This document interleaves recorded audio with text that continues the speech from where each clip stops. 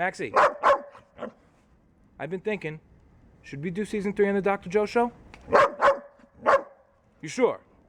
You sure it's a good idea?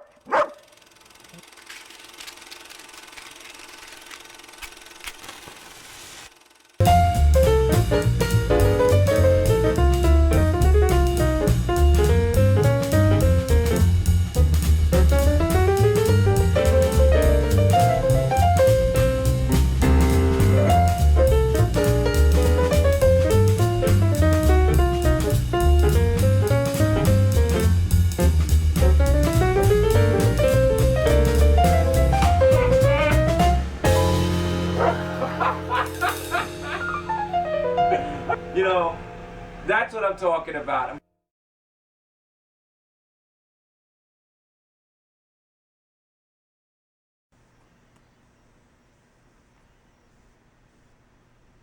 As you can see, the smoke is getting much creamier, much thicker, has a lot more bass to it. Really good raw tobacco flavor now coming out. I mean, like really, really strong tobacco. Not strong, medium taste, but what I mean by that is that, you know, a lot of times there's so much salt and it's well balanced. You have that delicious tobacco flavor, and then you have some really odd herbal type notes going on. A very woody floral aroma, zero sweetness to the cigar. You know, there's really no sweet. A little hint of it in the aroma, but it's mostly floral. I wouldn't say there are no like natural sweet notes or anything like that. It's still got some pepper to it, but that's toned down a lot. Right now, it's just gotten to the point where it's just really rich, creamy, smooth tobacco flavor with a great floral woody aroma, a nice level of salt that doesn't overpower anything, a tiny bit of spice and pepper left. The cigar is great. The cigar is absolutely great right now. I'm very happy with it. Very, very, very happy with it. You know.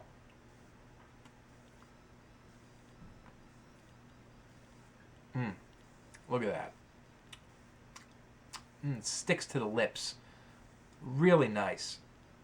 Got a good feeling, you know. The burn is a little bit wonky, but I'm going to remove these bands now.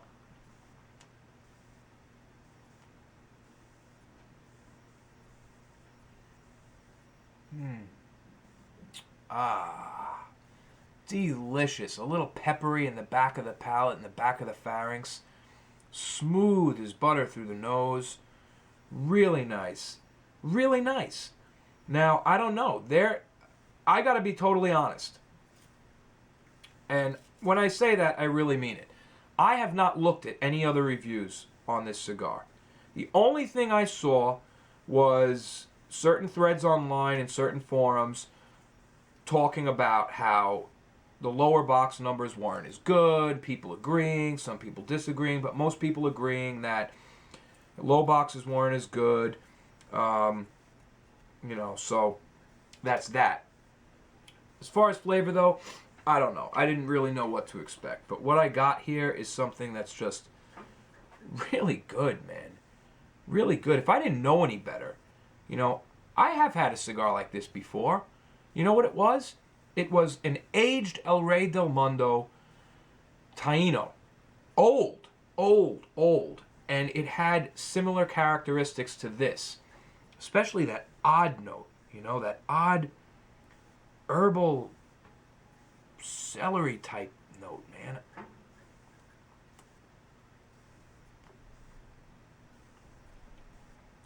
Hints of coffee, really floral through the nose, getting a little deeper now, creamy, rich, fucking fantastic so far, fantastic. You know, I really don't like this about this. I don't like smoking cigars and raging that no one else can get, you know, because this is obviously very hard to get right now. I try not to do that. Most of the time you'll see me smoking regular production cigars from just last year. So, but every once in a while, especially when we do a jar or a collectible or something like that, you know, I figured people would rather see me smoke it than not smoke it at all. So don't feel like I'm smoking. I hate conveying that. I don't want to convey that message. I don't want to convey that, here, I'm smoking a fucking cigar that you won't be able to. That's not how it is, because in the past, I have been accused of, smoking cigars that no one else can get their hands on. And honestly, I don't know where that came from, because I think it's total bullshit, because 90% of my reviews are, Cohiba Robusto, Cohiba Siglo 6. Maybe they were referring to the fact that they're Habanos and they think they can't get. Well, if you watched a little more intently, you'd find out that, yeah, you can get them, And here's an interesting point, since we're on the topic. I am working with another company right now in collaboration to do something pretty cool with the Dr. Joe Show, and one of the things that came up was, will your videos be permissible in certain areas, being that you're smoking Cubans? And I said this. Just recently, it's been made official that you are now allowed to go to Cuba and buy Cuban cigars to bring back, albeit only $100 worth. However, if you can buy them and bring them back, then it can no longer be illegal to possess them. It also can no longer be illegal to smoke them, because that's what they're for. So, you see, by tampering with one little rule, all the other ones fall like dominoes. Fall like dominoes. You could say you can bring back one cigar. Just by doing that, you're saying it's now legal to own them, legal to smoke them. That's it. It's over. It's over. But I'm going to save all of that for the embargo episode, which I'm sure a lot of you are looking forward to. I've gotten a lot of emails recently about the embargo. And guys, emailing me like crazy. You know what? Okay, I don't blame you. You were emailing me because I was responding to emails and not to comments. But now that we're back in Season 3, let's get those comments going, This cigar is fucking great.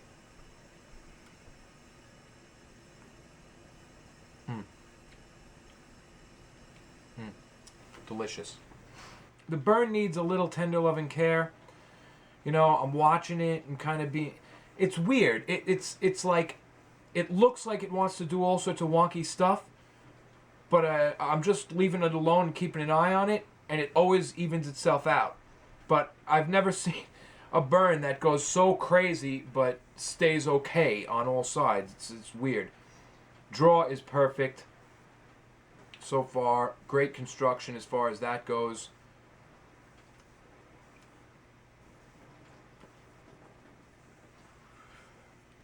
Big, huge, flavorful, super flavorful plumes of smoke.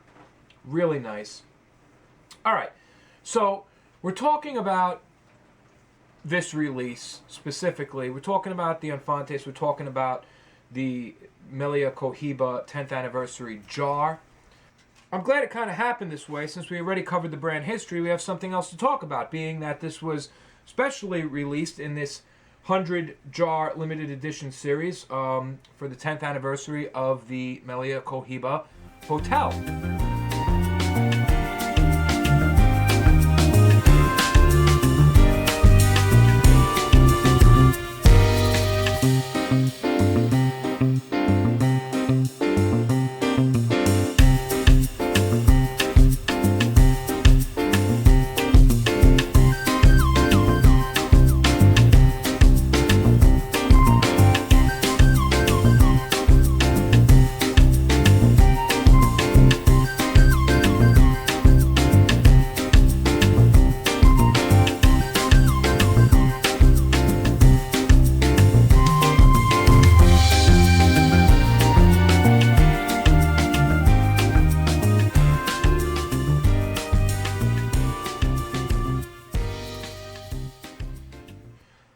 So I pulled up a couple of pages on the Melia Cohiba, the hotel, and the La Casa del Habano. There are a few different things. This is a 5-star luxury hotel, high-rise, 7680 Playa Habana is the address, Avenue 3. And, a couple of interesting things. First of all, the hotel was opened in 1994. And at that time, there was no La Casa del Habano there. In fact, that's the same year that Habanos SA was just getting started, 1994. So it opens in 1994, but they did have a smoking bar, because in 1995 I found a really cool article from a back issue of Cigar Aficionado, and this is a real collector's issue here. This is the Summer 95 Jack Nicholson issue. And if any Cigar Aficionado issue would be worth money in the future, I mean, not any. You know what? I'm being biased. I like Jack Nicholson. I think he's great.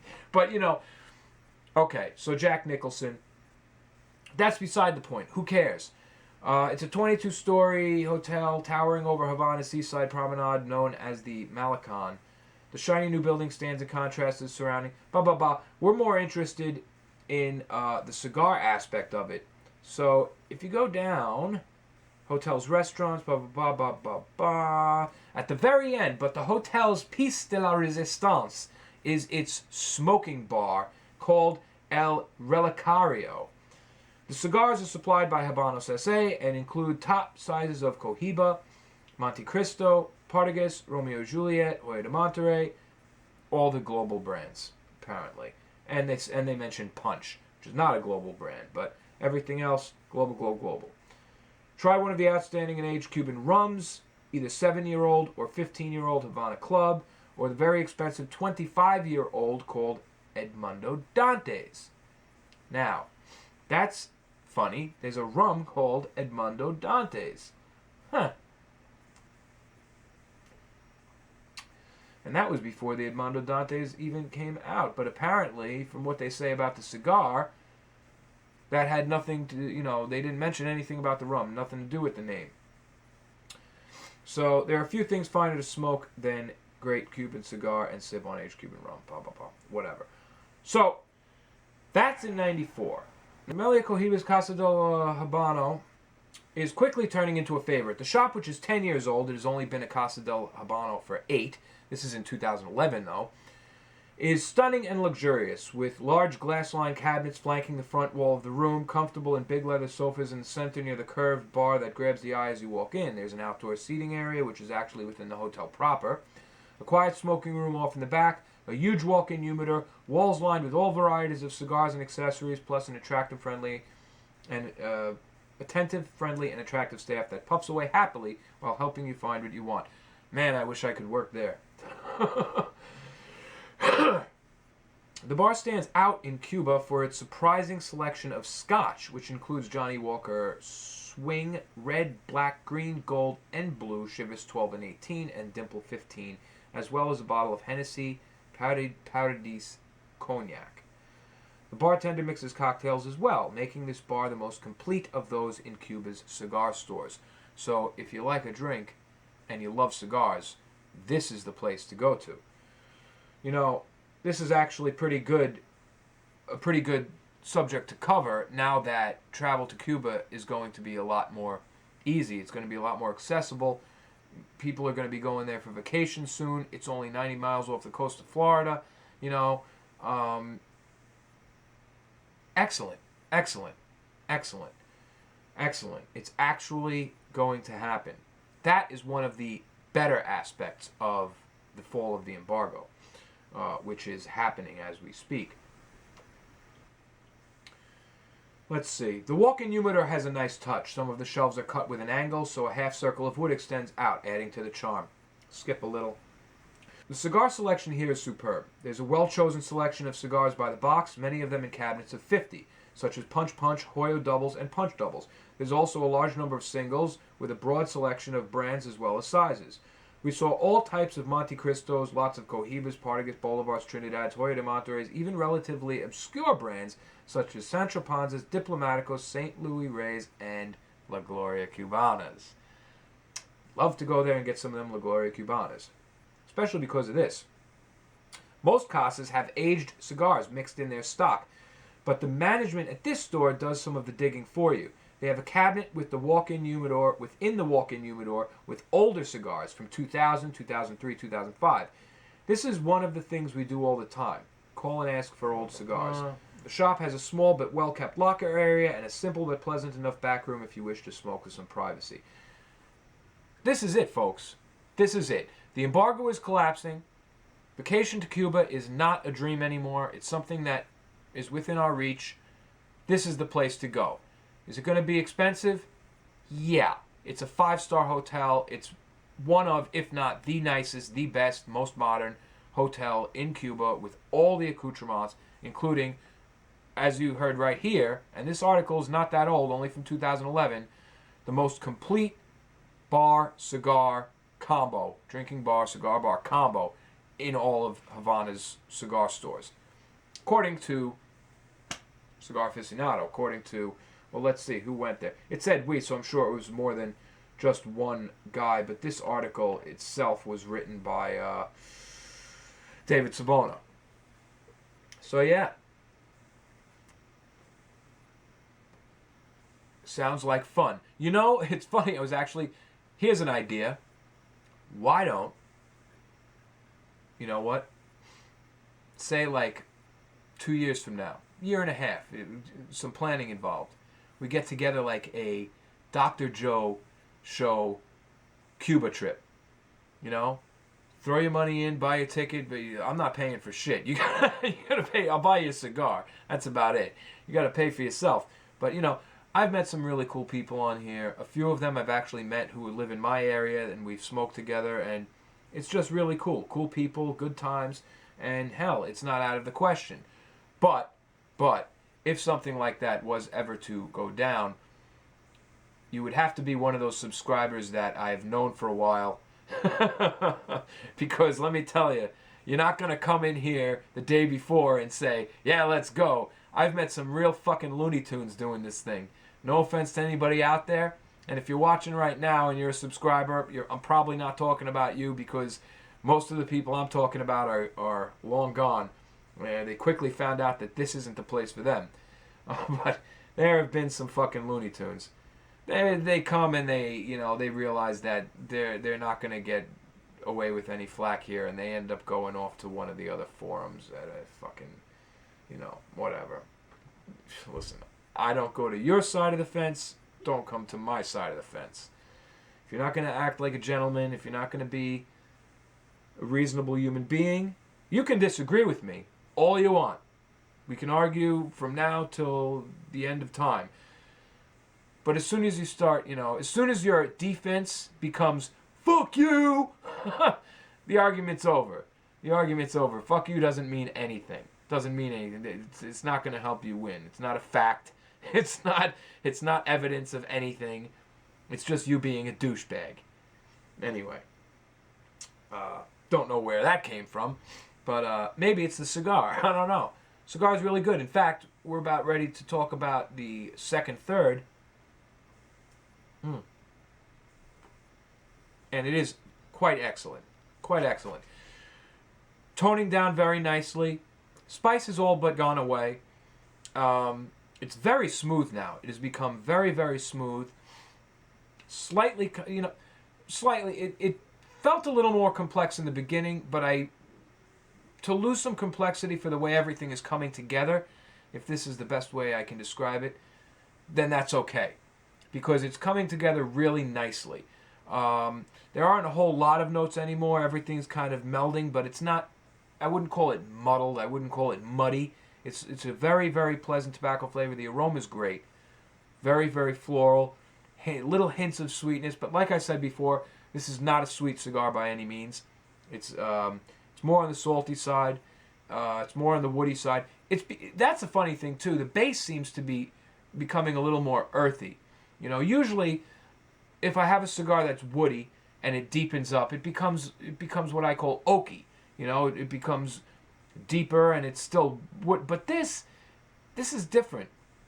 This is different, and it might have to do with that strange note that I keep talking about. But it's not so much woody anymore. It's become much more earthy. Salt is picked up. It's much creamier. The smoke is velvety. Very, very nice. And that's about it. I'm just going to keep smoking it and see where it goes. Strength is medium. It's not blowing me away, but it's definitely stronger than your average El Rey Del Mundo. I keep saying that, but if you get a box of Schwa Supremes or something like that, they're not going to be this strong. Not going to be the way I'm describing it.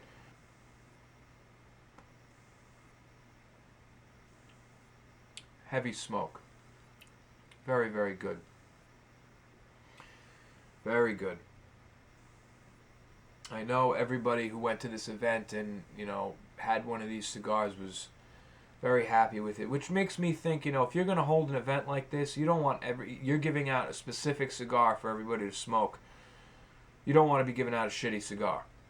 You know, you want everybody to have a really good cigar. So I'm thinking it's very likely that these specific El Rey Del Mundo Infantes were rolled specifically for this event, for this jar. You know, hey, all it takes is a phone call to a factory. I'm nubbing on our El Rey Del Mundo Infantes, and definitely still smokable, but I gotta say I'm a little disappointed in the end of this cigar. You know, the beginning was very promising, but like I kept saying, it was definitely stronger than what I'm used to seeing or used to tasting in an El Rey Del Mundo. Well, that attribute is coming back to haunt me at the end of this cigar here, where everything just seems a little too strong, a little off. It's a little tarry, you know. The complexity is pretty much gone as far as what was going on from the beginning. The middle of the cigar was very nice, and I would just say at this point, this is a cigar best smoked, you know, to the beginning to middle of the last third, and then boom. It's really not a cigar that, you know, it's kind of flat now. It's kind of just died. But, you know, I don't want to sound like, oh, it's a terrible cigar. It was a very, very, very good cigar all the way through, up until this point. A lot of people don't even really smoke this, you know. But it's still smokable. It's still okay. It's just not giving me a dynamite finish that I was hoping for on such a prestigious cigar. So that's really about it for the last third. We're going to wrap things up because we've got a lot of episodes to do, a lot of stuff coming your way. I was going to do a few viewer comments, but best save them for later. See, it's given me some. For our next episode, we're definitely coming up with a non-Cuban review, and I want to talk about the embargo, the recent ongoings between the United States and Cuba. It should be a very interesting episode. We have a whole bunch of stuff planned for you, so please keep coming back. And that's about it. Thanks so much for all your comments. Let's wrap this up and give it our final rating.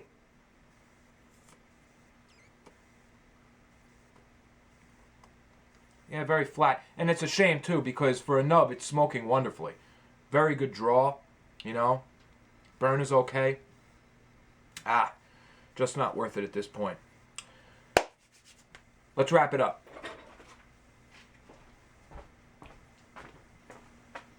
All right, so there's our El Rey Del Mundo Regional Edition Cuba Infantes, Robusto format, all smoked up. Kind of a mess there with the ashes. I got a good clump here or there, but like I said, it was a very flaky burn. Good cigar overall.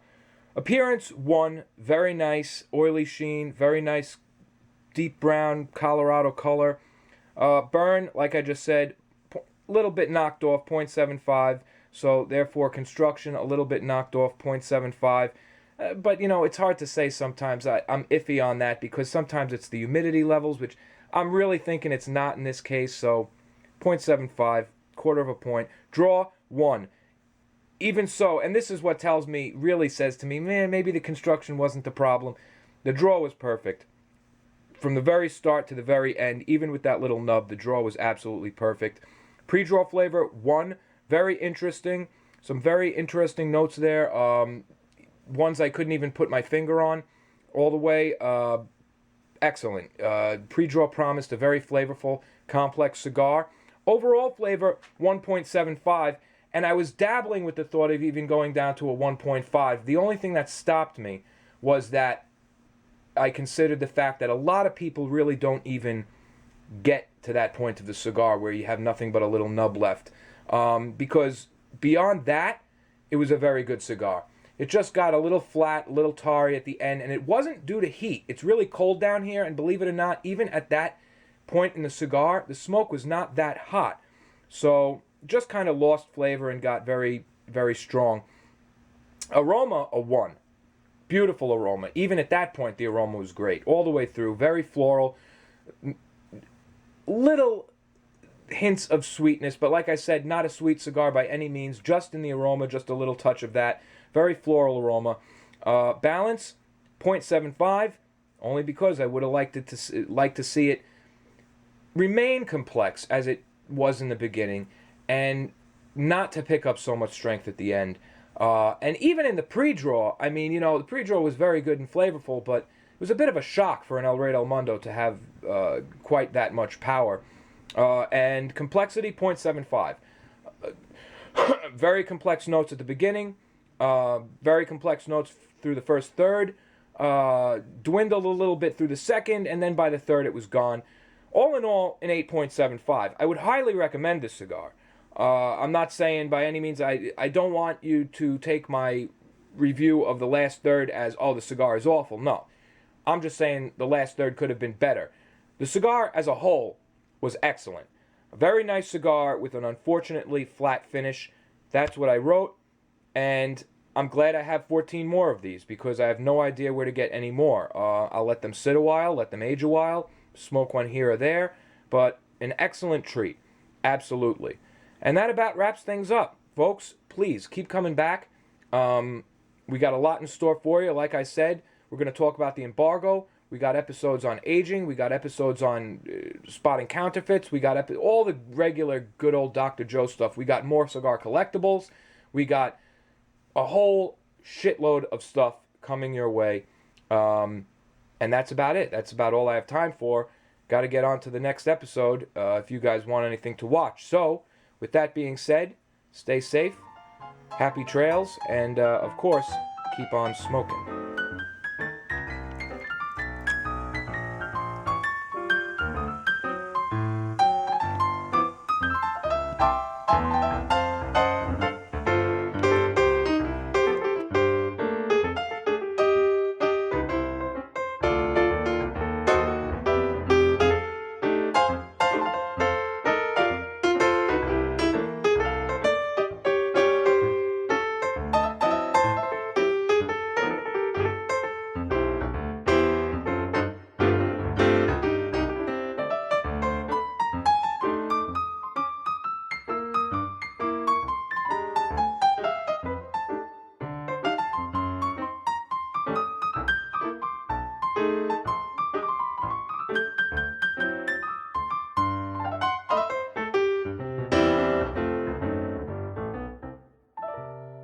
Say goodnight, Max.